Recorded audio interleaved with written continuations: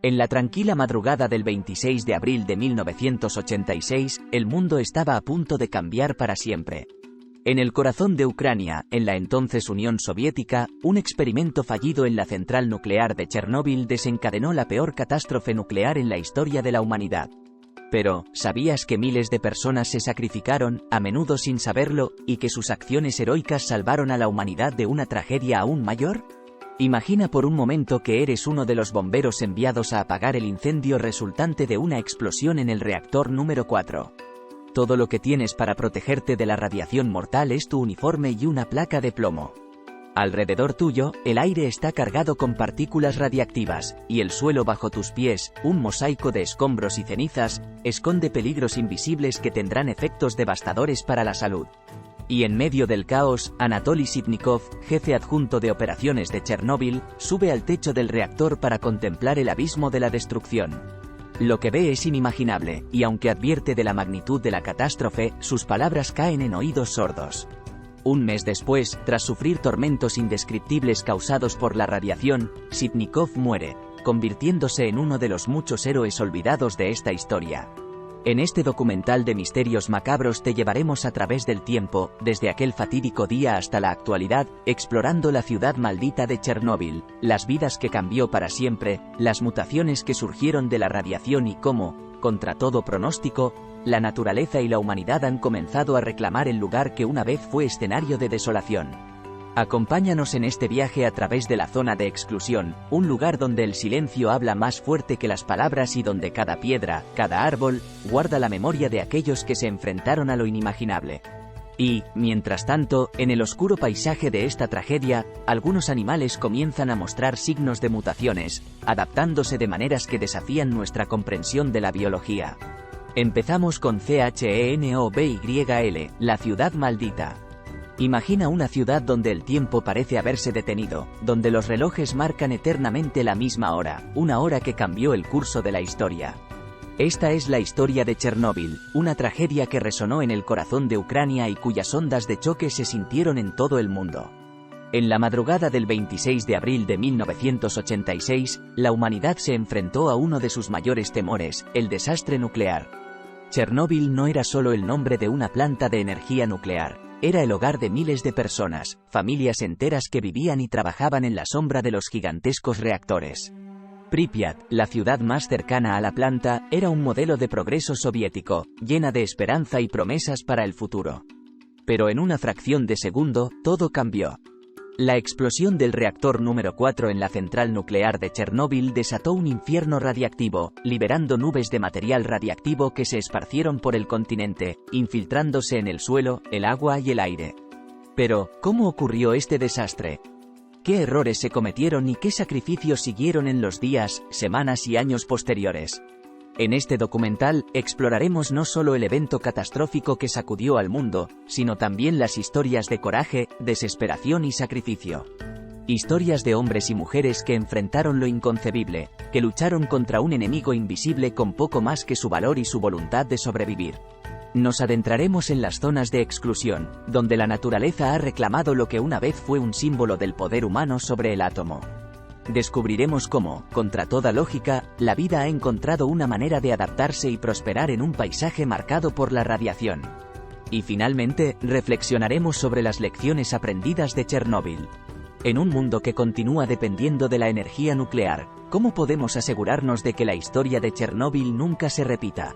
¿Cómo equilibramos nuestro deseo de progreso con la necesidad de seguridad y respeto por el poder de la naturaleza? Únete a nosotros en este viaje a través de la sombra y la luz de Chernóbil, un recordatorio de lo mejor y lo peor que somos capaces como humanidad. Este es el legado de Chernóbil, una ciudad maldita, un símbolo de esperanza y una advertencia para las futuras generaciones. Mientras el mundo dormía, un experimento destinado a mejorar la seguridad se convertía en el preludio de la peor catástrofe nuclear de la historia. La noche del 26 de abril de 1986, en el corazón de Ucrania, la central nuclear de Chernóbil se convirtió en el escenario de un evento que alteraría el curso de la historia humana. Ingenieros y técnicos, confiados en su pericia, comenzaron una prueba en el reactor número 4. Su objetivo era simple en teoría, simular un corte de energía y probar los sistemas de seguridad del reactor. Pero en la práctica, este experimento revelaría fallas catastróficas en el diseño del reactor y en los protocolos de seguridad establecidos. A la 1:23 de la madrugada, una serie de errores humanos y deficiencias técnicas culminaron en un aumento incontrolable de la potencia del reactor. La temperatura del núcleo se disparó, provocando una explosión que destrozó el edificio del reactor y lanzó toneladas de material radiactivo a la atmósfera. Los bomberos de Pripyat, los primeros en responder, acudieron al llamado sin saber que se adentraban en una zona de muerte invisible. Sin la protección adecuada, estos valientes hombres enfrentaron las llamas y la radiación en un intento desesperado por contener el desastre. Mientras estos actos heroicos se desarrollaban en la oscuridad, el mundo exterior permanecía en silencio. Las autoridades, paralizadas por la incredulidad y el miedo, subestimaron la magnitud del desastre, exponiendo a comunidades enteras a niveles mortales de radiación. Pruebas retrasadas, un fallo eléctrico, un cambio de turno anticipado y muchas decisiones equivocadas. Tras la explosión, Víctor Bryukhanov y Nikolai Fomin, ingenieros jefe de la central, no se rindieron ante las pruebas iniciales. No querían creer lo que había ocurrido. Al contrario, prefirieron creer, un acto de fe sin razonamiento lógico, que se trataba de un accidente menor. Negaron la realidad hasta que les fue imposible no rendirse ante los anestésicos, la destrucción, los muertos y los heridos. Cuando ya estaba claro para los ignorantes, debería haber estado más claro para los que tenían la información necesaria, enviaron a Anatoly Sitnikov, subdirector de Chernóbil, a la azotea para ver el reactor desde arriba. La dosis de radiación, más de 1500 röntgens, que recibió por esta orden imprudente fue fatal. Murió tras un agónico sufrimiento poco más de un mes después, el 30 de mayo de 1986. El testimonio de Sitnikov fue en vano. Bryukhanov y Fomin seguían sin creer que el reactor hubiera explotado y continuaron alimentándolo con agua, lo que no hizo sino empeorar la situación. Las autoridades comunistas dieron una cifra baja de víctimas para tamaña tragedia, 31 muertos. Ese número se refiere solo a los que murieron en las horas siguientes a la explosión tratando de contener el incendio y las primeras tareas de salvataje. De esos 31, 29 eran bomberos. Otros 2 fueron operarios de la central afectados por la explosión. Pero es imposible, a esta altura, determinar el número de víctimas. Muchos de las decenas de miles de habitantes de los pueblos cercanos, los 600.000 destinados a las tareas de salvataje y como liquidadores de la central presentaron daños derivados de la exposición a la radiación. Otros tantos murieron por causas desconocidas con fallas orgánicas o desarrollando extraños tipos de cáncer respecto a los cuales no hay que ser demasiado perspicaz para encontrar conexión con el desastre de Chernóbil. Algunos datos lo ilustran. Antes de Chernóbil, había 82 cánceres por cada 100.000 habitantes en Bielorrusia, país vecino de la central y miembro de la Unión Soviética en aquella época. 10 años después, esa cifra se había reducido a 6.000 por cada 100.000 habitantes. Otro dato, tras Chernóbil, Bielorrusia perdió 485 pueblos y ciudades, casi tantos como los que arrasaron los nazis en la región. La esperanza media de vida de los habitantes del país se redujo en casi 15 años en el espacio de una década. Uno de los soldados rusos, veterano de otras guerras que fue enviado a la región tras la explosión, lo describió con acierto: no es como Afganistán. Allí, cuando vuelves a casa, la guerra ha terminado y no pueden dispararte. En cambio, Chernóbil te persigue, lo llevas en el cuerpo y no sabes cuándo te matará. Una de las historias más famosas es la del bombero Vasily Ignatenko y su esposa embarazada, Lyudmila. Ignatenko murió 17 días después de intentar apagar el incendio provocado por la explosión. Una muerte precedida por la peor agonía. Experimentó todos los efectos, todos los síntomas del terrible sufrimiento causado por la radiación. Murió lenta y agónicamente, sin explicación, y atravesó un terrible declive. Lyudmila acompañó a su marido a pesar de las restricciones, pero no se les permitió tener ningún contacto físico. Estaba embarazada. 4 meses después, cuando visitó los restos de su marido en el cementerio, rompió aguas. El bebé murió a las 4 horas de nacer. La radiación le privó de cualquier posibilidad de vida. La segunda desgracia, o la continuación de la horrible, el nacimiento del bebé y su muerte prematura por cirrosis terminal debida a la alta exposición radiactiva. Tenía 28 röntgen en su pequeño hígado. Y el corazón presentaba graves defectos congénitos. Lyudmila le dijo a Svetlana: yo la maté, fue culpa mía. Ella me salvó. Absorbió todo el impacto radiactivo, se convirtió en la receptora de todo el impacto. La tarea de los bomberos, que no disponen de los medios necesarios para proteger su integridad, es demasiado titánica ante la furia de Chernóbil. Muchos murieron. Las víctimas lanzaban gritos que nunca volví a oír, no se veían sus heridas, pero habían inhalado vapor radiactivo. Estaban quemados por dentro, con los pulmones carbonizados, cuenta un superviviente. Testigos presenciales cuentan que estaban ennegrecidos, que sus cuerpos estaban cubiertos de manchas supurantes y que estaban internamente deshidratados. Los médicos, enfermeras y cuidadores de un hospital cercano, que habían trabajado diligentemente para atender a las víctimas en los primeros días, enfermaron y murieron con el paso de los meses. También ellos fueron víctimas de las que el régimen no se hizo responsable. Alrededor de la central y las zonas circundantes había un halo indeterminado en el aire, una tenue nube del color de la llamada radiación Cherenkov. Cuando llegaron los soldados y operarios para evitar que se extendieran los daños, la noticia ya se había extendido. Muchos conocían el riesgo, pero nadie se dio por vencido. Entre la rigidez del régimen comunista y el espíritu de abnegación que había caracterizado al pueblo soviético durante décadas de privaciones, hambre y guerra, estaban dispuestos a cumplir su deber, su misión, a pesar de las terribles consecuencias que podía tener para su salud. Sabemos vivir con miedo y en la miseria, es nuestro entorno natural, explicó a Svetlana Alexievich, un soldado que trabajaba en el sarcófago. 600.000 soldados participaron en las diversas tareas de los liquidadores. Un buen ejemplo es el caso del trabajador que, inmediatamente después de la explosión, se dio cuenta de la magnitud del desastre y abandonó tranquilamente la central nuclear. Se fue a casa, se echó una siesta, se despidió de su familia y volvió al trabajo.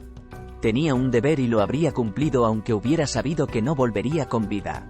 No podía dejar de hacerlo. Mientras tanto, Mikhail Gorbachov restaba importancia a la situación. No os preocupéis, camaradas. La situación está bajo control. Es solo un incendio normal. No es nada grave. La gente vive y trabaja allí. La reacción del Kremlin no fue inmediata, podría decirse que estuvo en consonancia con esta mentira pública, como si las autoridades contaran simplemente con un milagro. Hasta el 2 de mayo, casi una semana después, no se evacuó a los habitantes de los pueblos de los alrededores. Mientras tanto, el infierno provocado por el accidente de Chernóbil había hecho estragos. En las primeras horas, solo los habitantes de Pripyat, el pueblo más cercano a la central nuclear, fueron evacuados de sus casas. La nube se ha extendido por toda Europa. Fueron los datos sobre la actividad radiactiva los que hicieron que otros países se dieran cuenta de que algo iba mal. Solo entonces Gorbachov tuvo que admitir ante el mundo lo que había ocurrido. Mientras tanto, intentaron encubrirlo. Tras los reflejos iniciales de intentar ocultar el desastre, no evacuar inmediatamente y negar el alcance de la tragedia, los soviéticos entraron en acción y, como de costumbre, demostraron su enorme capacidad logística. Entre el personal enviado a la zona de la catástrofe había agentes del KGB, porque ocurre que los poderosos se creen sus propias mentiras. Estos espías debían encontrar pistas de supuestos sabotajes de los servicios de inteligencia occidentales para dañar la reputación internacional de la Unión Soviética. Desde un búnker cercano a la zona de la catástrofe, 2 hombres estaban al mando. Valery Legasov prestaba apoyo científico, mientras que Boris Shcherbina, vicesecretario del Consejo de Ministros soviético, se encargaba de los asuntos logísticos y militares. Tuvo el mérito de hacer frente a la catástrofe a pesar de las reticencias iniciales de los dirigentes del Kremlin. Muchas de las medidas que tomó fueron creativas e innovadoras, pero a veces brutales y despiadadas, y a menudo costaron vidas o al menos las pusieron en peligro. El 27 de abril de 1988, 2 años y un día después de la explosión de la central nuclear de Chernóbil, Valery Legasov, el científico encargado del seguimiento, se ahorcó en una habitación trasera mientras esperaba a que su mujer y su hija salieran de casa. El motivo del suicidio siempre es un misterio para los supervivientes, y el motivo, casi, no es único. Pero podemos imaginar lo que pasaba por la mente y el cuerpo de este científico de 51 años. Antes, Valery Legasov había grabado en cintas de casete toda la verdad sobre lo ocurrido en Chernóbil, todo lo que no había podido decir en los últimos 2 años, todo lo que no había podido contar al Organismo Internacional de la Energía Atómica en Viena. Unos meses después de la tragedia, Legasov encabezó una delegación soviética ante una organización internacional. Las expectativas eran altas, la comunidad científica quería entender lo que había ocurrido y aprender a evitar que se repitiera. Pero pensaban que los enviados por Mikhail Gorbachov serían reacios y no aclararían la situación con eufemismos y mentiras. El testimonio duró 5 horas y Legasov respondió a las preguntas de algunos de los principales expertos del mundo, que quedaron asombrados por el nivel de detalle, explicación y responsabilidad. Pero en la Unión Soviética, el testimonio de Legasov causó gran alarma.